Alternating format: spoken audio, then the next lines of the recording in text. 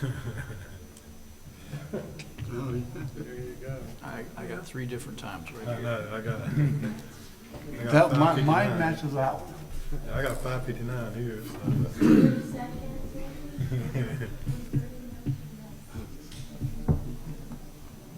45 seconds to launch. 2 rounds, 45. How many more? Really? Darn.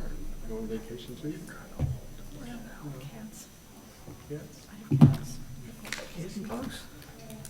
Yeah, cat. You know, on vacation. I know a really good cat sitter. I have 2 cats on pills now. Doug's on medication. Taking care of Doug's cat. Our cat. Yeah. His cat, his house gets still. Yeah. Yeah. Jesse's just, he's getting old. Oh, I go on vacation today. Good evening, and welcome to the September 22nd, 2025 regular meeting of the Weaverville Town Council. This meeting is now called to order. Before we go on, first a couple of announcements. One is, even though you may have heard differently, freedom of speech is still a constitutional right in Weaverville. You will not be fired for any of your comments tonight.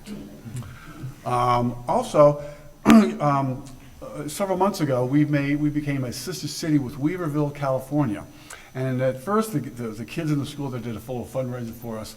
But yesterday, I received a check from the town of Weaverville, California. They had done a fundraising effort to help us with our hurricane cleanup efforts and raised $846.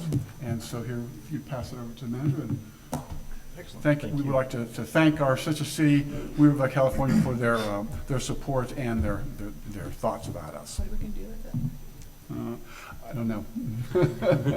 Think about it. Give us an idea. Something. Do something fun with it. Something good. Fix a police car. Council members, you've had an opportunity to review the agenda. Are there any adjustments to be made to the agenda? And if there is not, can I have a motion to approve the agenda as written? I move we approve the agenda as written. Thank you, sir. All in favor say aye. Aye. Any opposed? It is the duty of all members of this council to announce any conflicts or appearance of such conflicts ahead of time at the meetings. Is there anyone who has any conflicts with any of the items on tonight's agenda? Very good. I will note that Councilman Member McGuire is on vacation and not present this evening. So we're at almost 1 year since the hurricane struck us. It hit September 27th. So next Saturday, as a matter of fact, is the 1 year anniversary. And there will be a ceremony down at Lake Louise starting at 11 a.m. I believe it is. I hope I'm correct. But I think it'd be wise for us maybe just to take a minute, take a moment of silence to reflect on what the past year has meant for Weaverville. And if there's any council members who would like to speak on that, we'll do so following the moment of silence. So if we could do that at this time.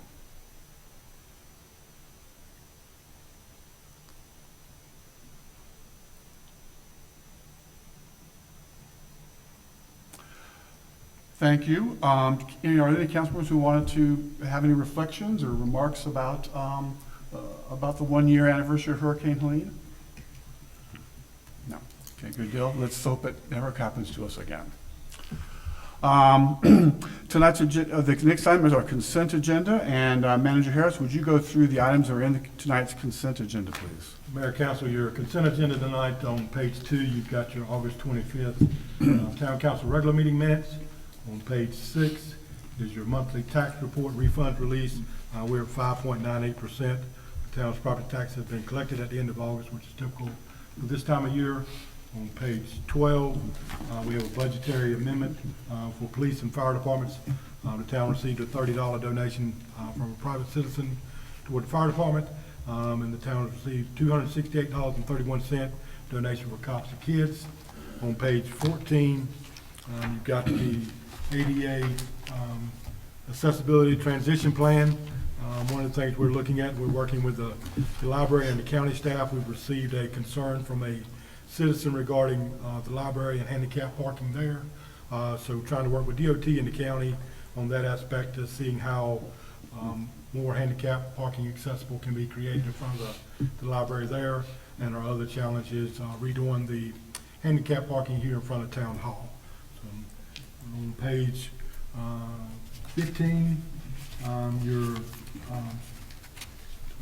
stormwater update project is, is that right? Yeah. So looking at the stormwater, we're just completed year 2 on that. Year 2 items, there were some delays in that, and the state has given us that grace period due to the impacts of Hurricane Helene. So we've started moving into year 3 of the stormwater program. On page 16, you have your Northridge Farm project. There's a minor modification on that. Mr. Elway has approved that minor modification in his scope of work. And what that modification is just some elevation changes within the subdivision itself, allowing them to have different homes constructed there with different outlook and facades on it, and that'll create that elevation change. Have to come back with a minor modification. And there are pictures in your agenda package showing those elevation changes and what it looks like. And that concludes your consent agenda tonight, sir. Thank you very much. Are there any questions of the manager regarding the consent agenda? If not, can I have a motion to approve tonight's consent agenda? I'll make that motion.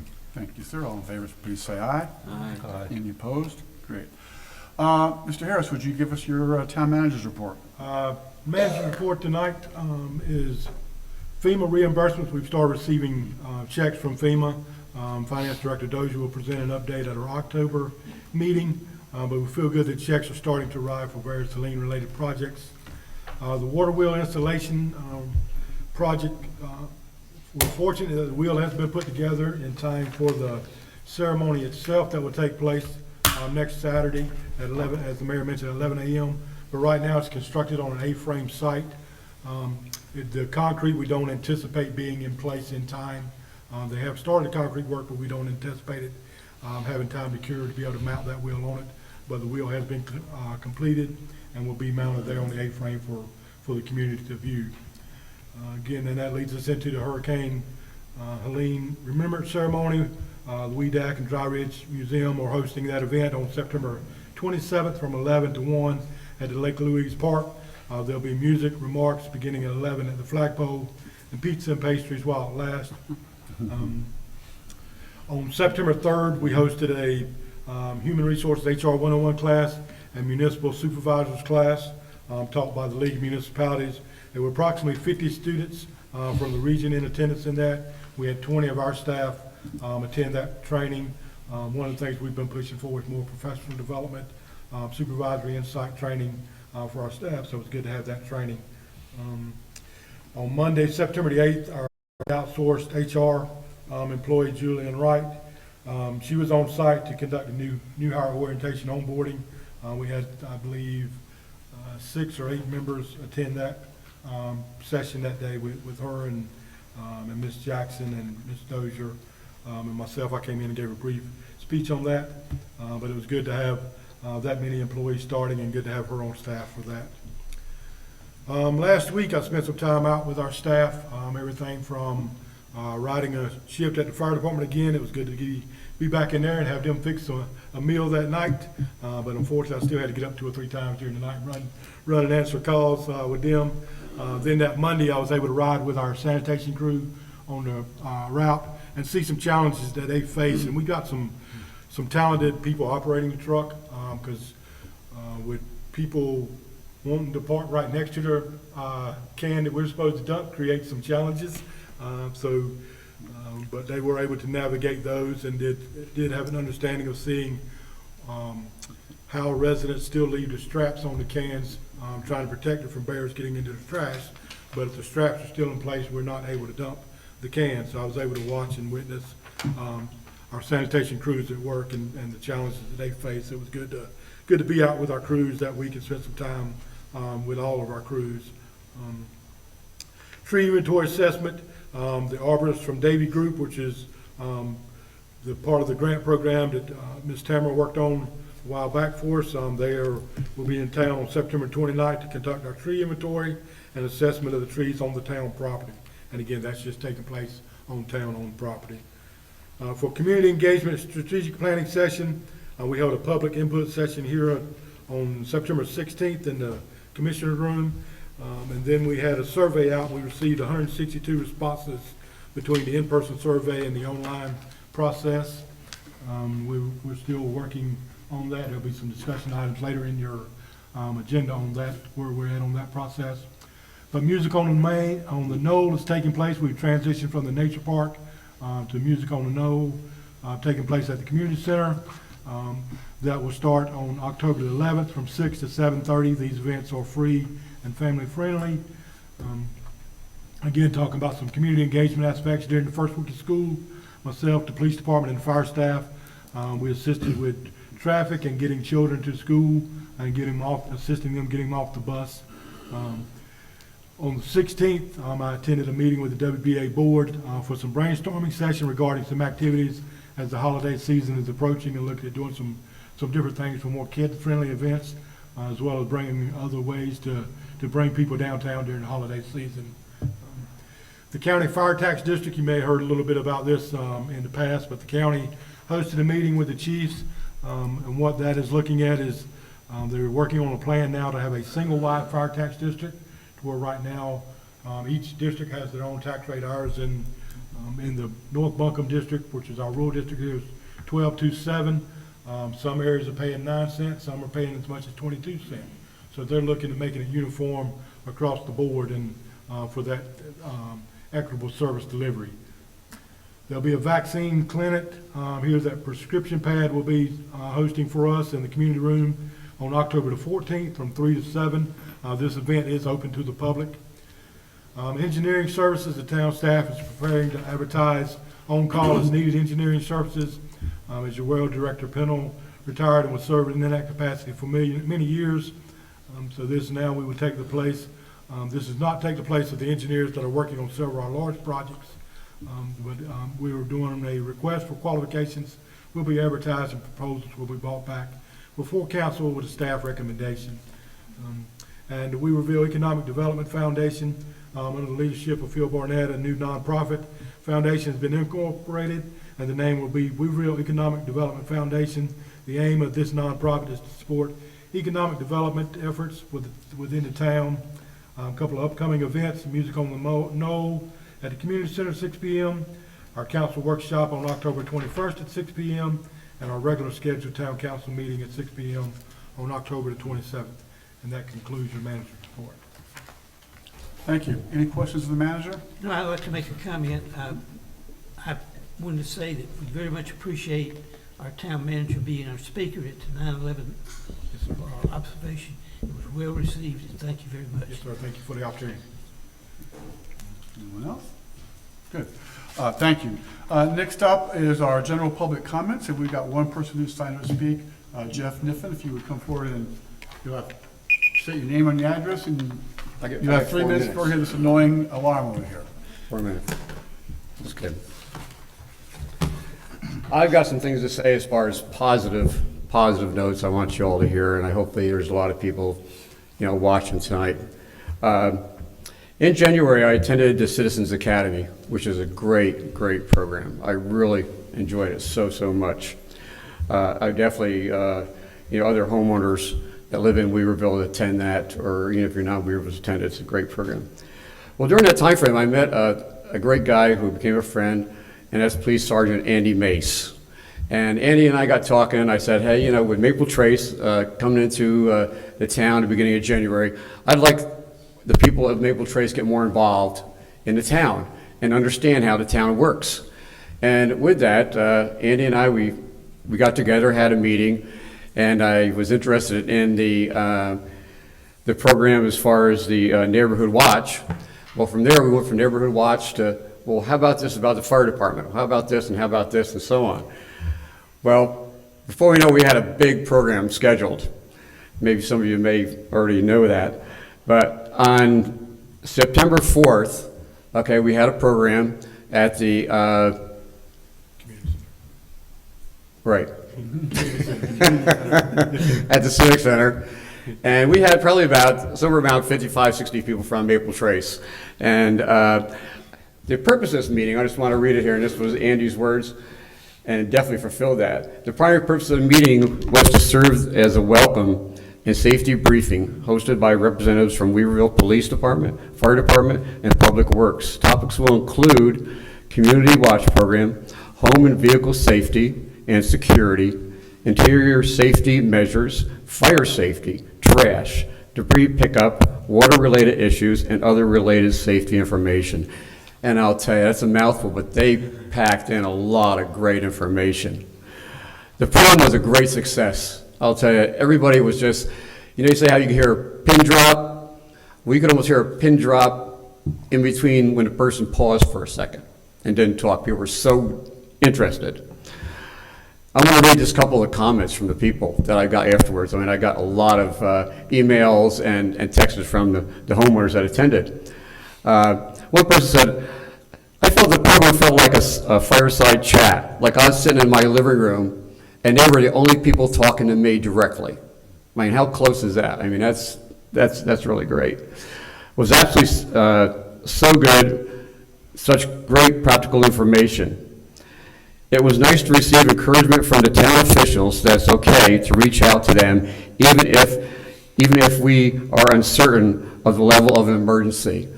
So even if you have questions in regards to an emergency situation, is this an emergency or not an emergency, okay, you can still call the folks, and I'm almost done. Just give me about 30 more seconds, please. Another person said, I wish everyone from Maple Trace had attended, such valuable and information was shared. I just want to say thank you to a couple folks real quick. City Manager Scotty, who kicked the program off. Thanks, Scotty. Fire Marshal Kyle Davis, he did a great job. David and Cassie from Department of Public Works, wow, they hit it out of the park too. I mean, talked about stuff that you can't even imagine. Garbage pickup, how to do this and this and so on. Police Chief Oberlin, Sommer, if the police chief thing doesn't work out for you, you could probably get your own program on TV. She did a bang-up job. She really did great. And last but not least, special thanks for Sergeant Andy Mace. And I would encourage everyone that's listening tonight to contact Sergeant Mace if you have an HOA or a community, or maybe the town could just open this up to anyone sometime because it's well worthwhile. It was such a great, great program. Thanks to everybody that participated in that. It was wonderful. Thank you. Thank you. We certainly have great and dedicated staff in Weaverville, and Andy Mason has proven his value on many occasions. So thank you for those comments. Next item is our discussion action items. The first item is an update from Metropolitan Sewage District Board Representative, but Doug Dirth is not here, and I believe that the town manager is going to read his report. Yes, sir, Mr. Mayor, Council. I've received the report for Doug to provide that tonight. His update, there's been a little change since the last update. The senior staff is stable. They have 152 full-time employees with a slight increase in turnover rate due to retirements. The board membership remains at 14 with 2 individual replacements. Fiscal year 25-26 budget was approved and adopted at $59.5 million and a 3% rate increase.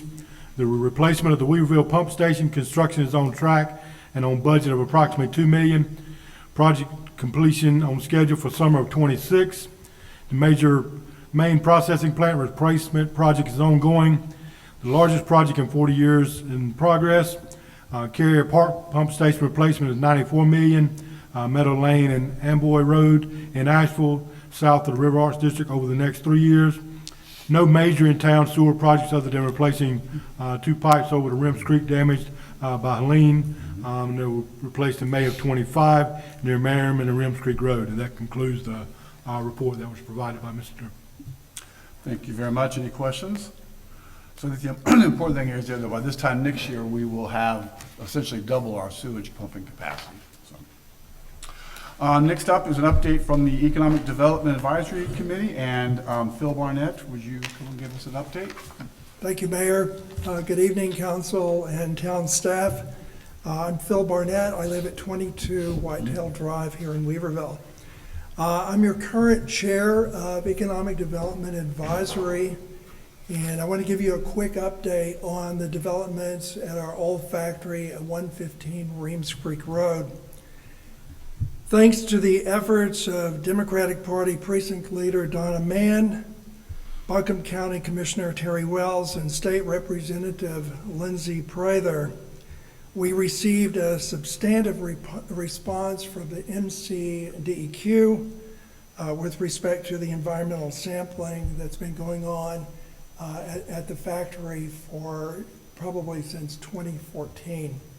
The site, of course, has been on the EPA's list since 2009, so there's been a lot of focus on this property. Our request to the NCDEQ was to release the property for monitoring, and we based that request on the numbers that were cited in the January report from Withers Ravenel, the engineering firm. Those arguments were rejected by the NCDEQ, and the point being made that the test wells that are drilled into the foundation of the building are actually being monitored for groundwater contamination. So our arguments of healthy air in the plant were really inappropriate. The good news is the NCDEQ basically stated in their response that the property is available for development. That there's no impediments that the NCDEQ sees in terms of occupancy, and so we interpreted that as very positive. The sampling of the groundwater, we still believe is de minimis based on the numbers that we've seen in their sampling graphs. They regress the data, and if you look at the graphs, they're mainly approaching zero. So we're encouraging our state representatives to continue pressing the NCDEQ to release the property from sampling, and of course this will allow the removal of the interior sampling harness that's drilled into the foundation. We still have very positive occupants waiting in line, and I think you're going to see some really phenomenal things happen at that property going forward. Again, high thanks to Donna, Terry, and Lindsay for championing our town and this important economic development project with our state officials. 3 more quick updates on WEDAC. We brokered an introduction with Graham Fields from Advent Health with the owner of the 115 Reams Creek Road property, Keith Davis, and also the owner of Green Sage Restaurants, Randy Talley, who will become an investor. And as you saw in my last report, there's a vision for the property to install a very large recreation activity in the back of the factory at some point. So they're all very excited about that, including paddle sports, otherwise known as pickleball. So we'll see how the structure comes together. They're working on the business plan as we speak. Also, I wanted to let you know that Active Weaverville, the volunteer committee that you're aware of, has approached WEDAC with the proposal that we merge. And we will be entertaining each other at our October WEDAC meeting, 4th Tuesday of the month at 9 o'clock. Lastly, we formed a new subcommittee out of WEDAC focusing on grants and grants applications.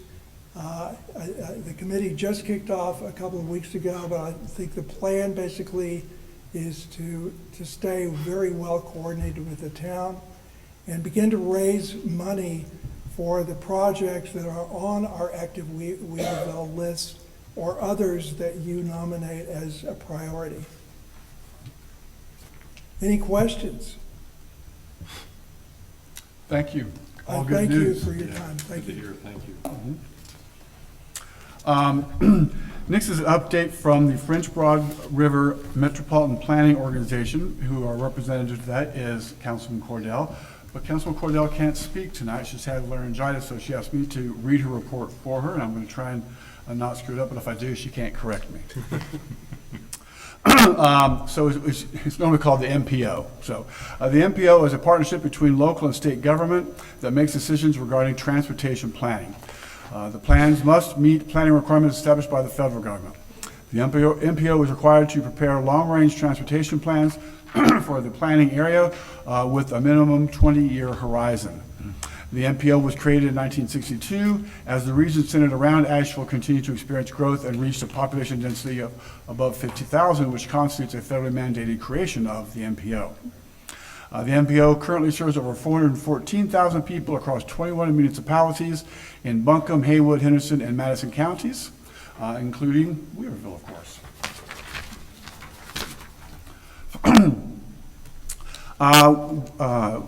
The MPO recently completed the 2050 plan.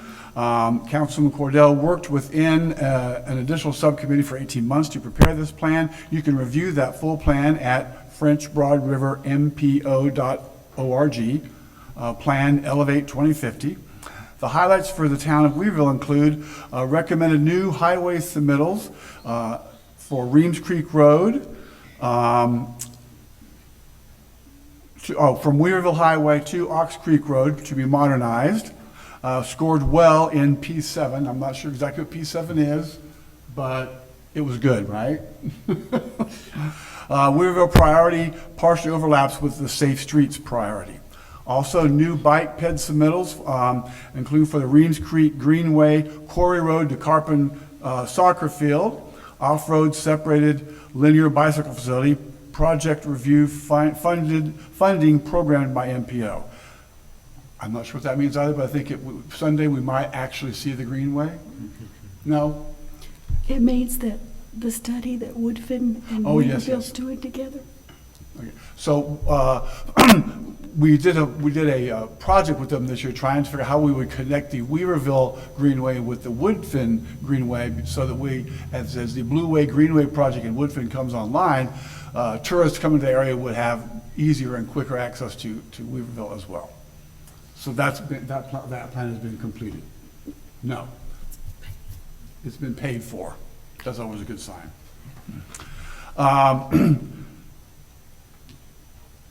The Transportation Improvement Program, TIP, is a 10-year work program that includes all regionally significant transportation projects in the MPO planning area. The TIP includes projects for all modes of transportation, including roadways, public transportation, rail, aviation, bicycle, and pedestrian.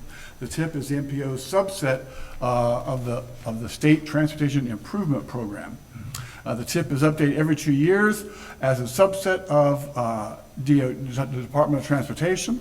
It assigns specific funding to implement projects. All like projects compete against each other. Points are assigned based on priority need, usage, and many other factors. Oh, and that's it. Did I get it pretty good? Excellent. And she's got copies for all of you as well, so throw them around. Any questions for Councilman Cordell? Don't punish her.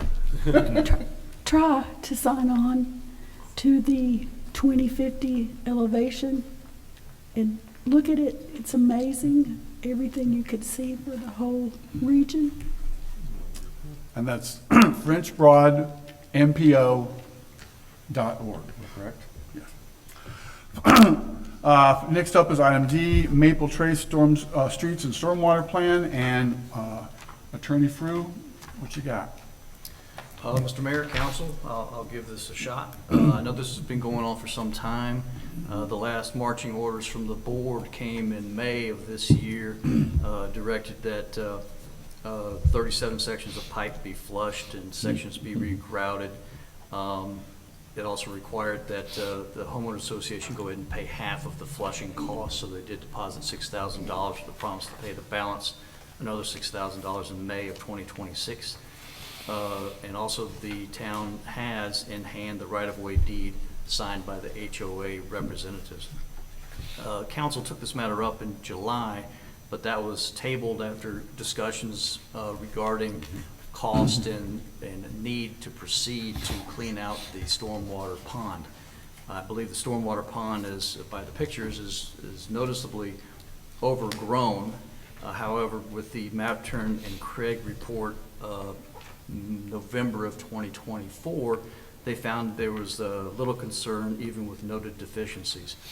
Recently, Will Bowie with WGLA, I don't know if he personally went out there or sent representatives, but that firm did recently conduct field inspections of the stormwater features and the noted discrepancies from the T.P. Howard construction estimate. And they said that while we likewise find minor areas of minor concern, that their opinion that it does not warrant such expensive repair. I do know that T.P. Howard did look at I don't know when they made their estimate for repairs, roughly $32,000. The area that concerned staff based on that was near a sinkhole in the road where a pipe underneath may have standing water and the pipe is separating. I know that Mr. Cutshaw is here and would be happy to answer any questions that staff's concerns may be. At this time, based on the engineer's report, in the packet, it's included the Martin and Craig report from November, the estimate from T.P. Howard, and the WGLA estimates are all in your file. Currently, our resolution is drafted to accept the conclusions and findings of the engineers, find that the necessary street repairs and storm water drainage system, line flushing, and regrouting have been performed satisfactorily, that the streets be accepted into the system, and that the town staff are directed to go ahead and have that recorded. Looking at the monies deposited so far, the town has bid for paving. It hasn't been conducted yet, but $112,200, and has expended the $12,000 for the flushing, so that's $124,200. The HOA has put in for that paving $140 based on an initial estimate. Clearly, the town got a better estimate on the price, and with the $6,000 that the HOA paid toward the flushing, the HOA has $140,000 in, which is $15,800 more than should have been paid to date. So this also directs that the paving occur and that all previous resolutions be repealed. If the board approves this, this would wrap up the matter at this time.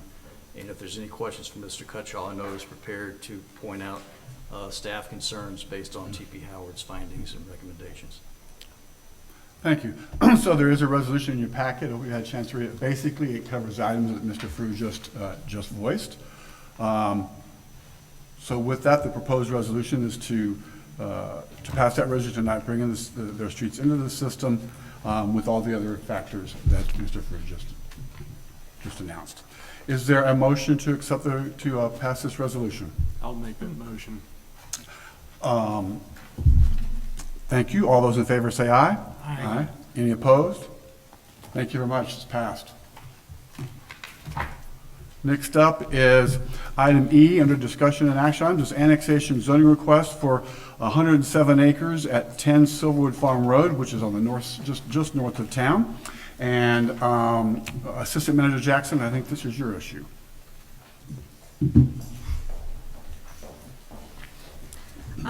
Thank you all. Good evening. So this is normally this is the first the first presentation of an annexation report. It always comes to town council, and this is as the mayor said, about 107 acres at 10 Silverwood Farm Road, owned by Weaver Vegas LLC. What they intend to do with this property is to have some multifamily, some single family, and a little bit of commercial on this 107 acre piece. And what is before you today is really to do adopt a resolution that does two things. One, it sends the annexation petition to your clerk so that she can investigate the sufficiency of it. This is a satellite. This is not contiguous to the current primary boundaries of the town. So she will look at that to make sure it's qualified to come in. And then the second part of that is to handle the zoning part and send that zoning to the planning board. What is in your packet shows, especially on page 108 of your packet, you're going to see three separate zoning, well, four parcels, and then three separate zoning designations. One, an R12, which is about 46 acres, R3, which is about 45 acres, and then about 7 acres of C2 for the commercial aspects of this project. And so the second part of your resolution would send that to the planning board for their review and recommendation on that zoning. That resolution is in your packet at page 110. Any questions regarding this action or this request? I have some questions. What does this satellite annexation percentage-wise give us lift for our annexation in the future? It's a really good question, and I'm going to look over to James. I think it's approaching 8 or 9%, so that is something that town council should be aware of. Right now, you are under a statutory cap of 10%, which means that you can't go any annexation that is satellite in nature, non-contiguous. It cannot go over 10%. So this one is fine, but the next ones will need to be looked at very carefully. That said, it is my understanding that we have actively engaged with our legislative representatives, and they are working on a legislative fix, local bill to get us out from under that statutory cap. But that won't be, obviously, nothing will come of that until the first of the year at the earliest. Well, I would like to see what they decide on that before I make any decisions. Because that's going to take us to where we won't really have any room to do very much more of satellite annexation. And that's a large piece of property, and I don't know how to read that, but I know that Weaverville may not be in the favor sometime of some of the people in Raleigh, because we were one of the few towns that had the ETJ taken away from us. And so I'd like to see more information before I put our staff through doing this additional work. I think that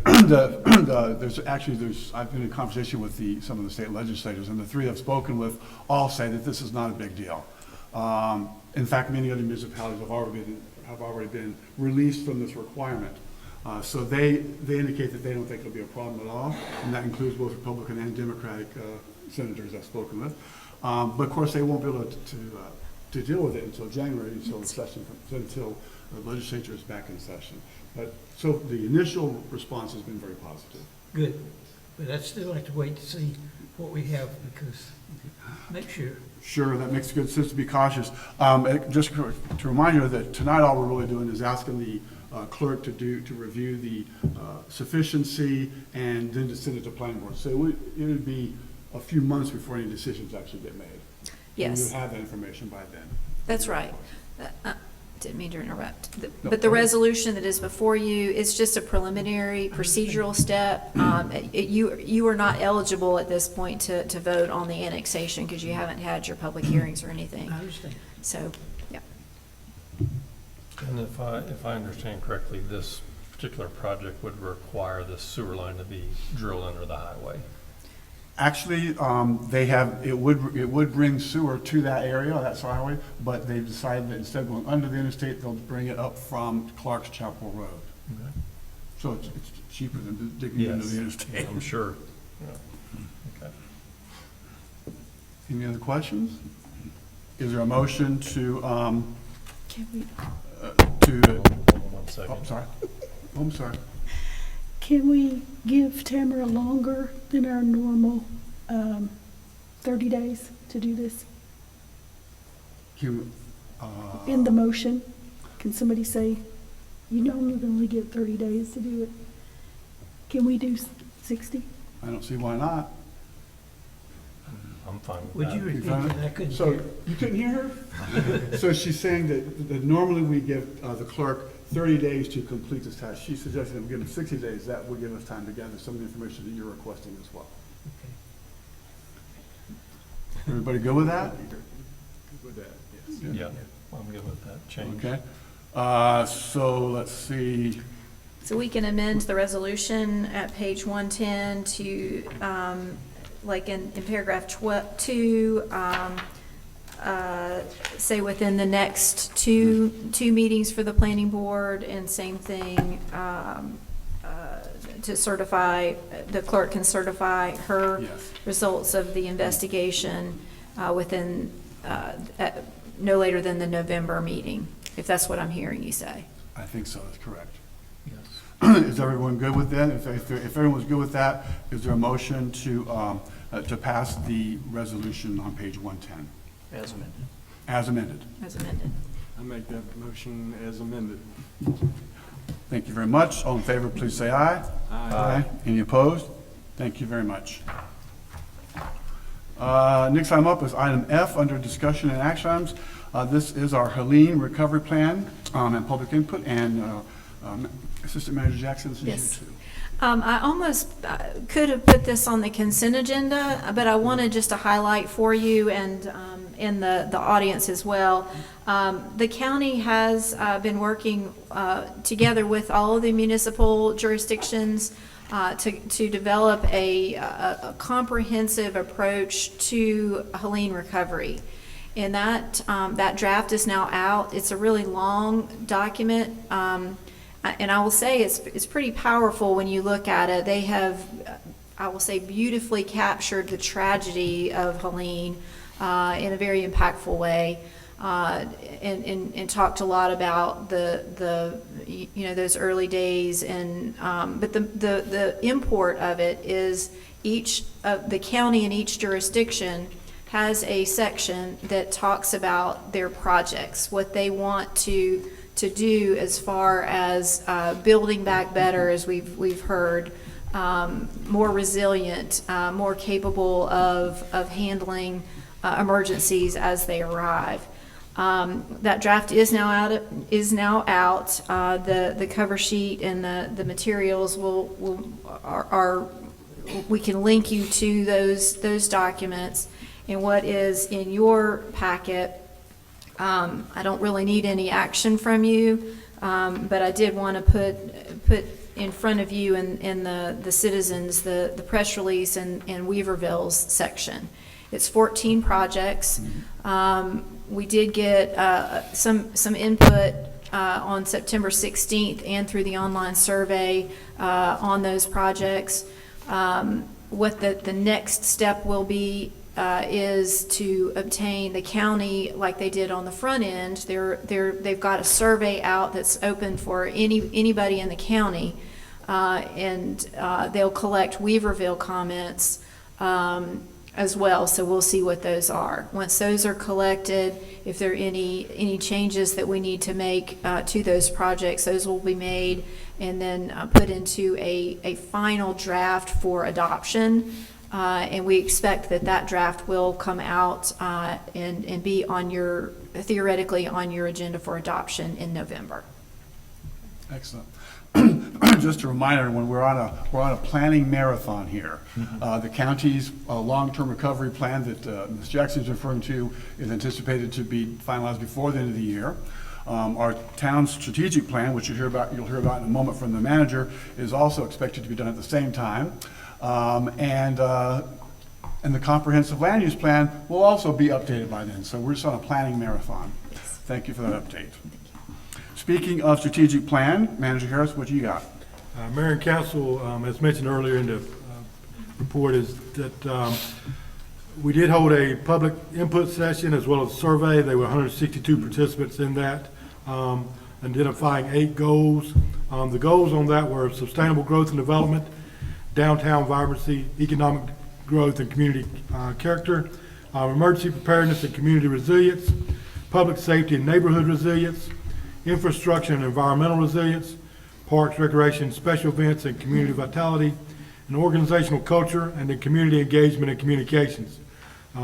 Staff has already started working on this information and compiling it, and we'll have a draft to you. Our plan right now is to have the draft by the October 27th meeting for you to review, provide any feedback on. So that's what we're looking at now with that draft in place to get it to you by the October 27th meeting. And again, just, those goals, and with the public's input, I think we're headed in the right direction. Everything from, resiliency planning, as we heard tonight, the importance of the community engagement and communication piece. That's been a big focus recently of being more involved and engaged in the community with all of our staff and all of our departments. So I think we're headed in the right direction of this plan, and we look forward to getting something to you for your October 27th meeting. Any questions? Excellent, thank you, sir. And next is item H, is our quarterly report from Public Works and Water, and Assistant Public Works Director Cutchell, you're up.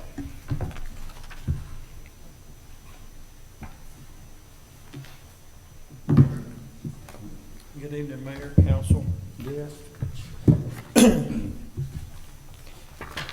As it shows in the report, there haven't been much changes at Public Works through the time period of June through August. Operational figures remain consistent throughout. The average monthly unaccounted for water is 10.4%. Some highlights of what's been happening at Public Works. As of July 1st, the recycling has went to bi-weekly. It's contracted to curbside management. There were some concerns from about the change.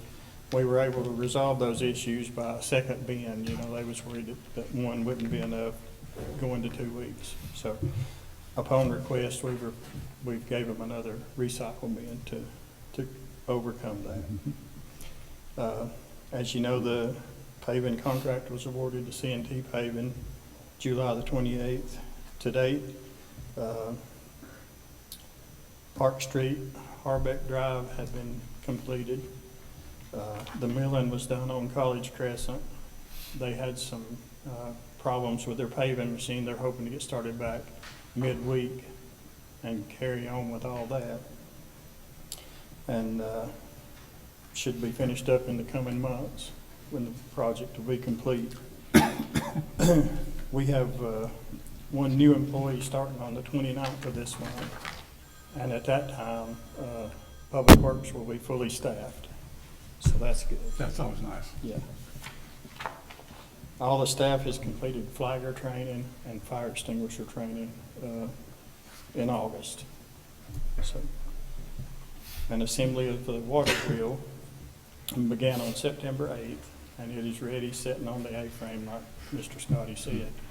And just waiting on the concrete to be finished and cured to support the weight, and we're ready to install it. Any questions for me? It looks really good, by the way. Thank you. So when we had our surprise visit from OSHA a couple months ago, they deemed us for a few things. I think those items have been corrected. And then we're also trying to get a reduction in the fines. Can you give us an update on that? On the OSHA fines? Yeah, the OSHA, Yeah, the problems that we were cited for, and if we were able to reduce the fine. We did. We got it reduced to 12,000. Or was it? I don't have that. It was 12. But what we did is we resolved those quickly. We got what he had us fined with. If we needed to get the equipment, we did, or just whatever the problem was, we fixed it. Good. And so they reduced it 30%, I believe it was, which is the max that they can. And they Nice. said that they appreciated us acting quickly on resolving the issues. So. Good deal. Any other questions? Thank you, sir. We do have a closed session this evening, and Attorney Frew, if you would give us the proper wording for such a motion? Yes, sir.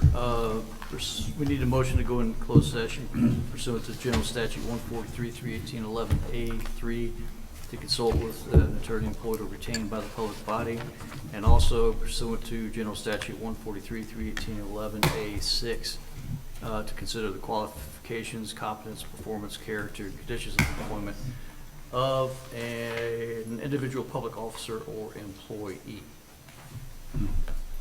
Is there a proposal to go into closed session? I'll make that motion. All those in favor, please say aye. Aye. Thank you very much. We'll meet in the conference room in a couple of minutes.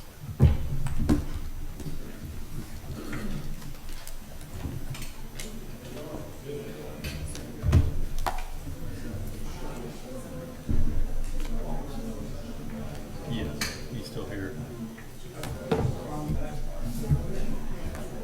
Maybe the following week, sometimes I have a hard time keeping up, and I know that he had like an appointment, a doctor's appointment. Yeah, both of his cataract surgeries went well. Yeah, he's really happy. Unfortunately, he just got the plain lenses. He didn't get the corrective. He said, well, I didn't get the corrective, they'll go bad. I'm like, well, then you have to go get glasses.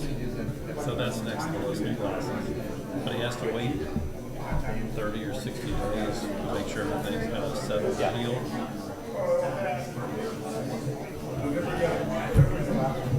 Yeah, he's gonna just, yeah.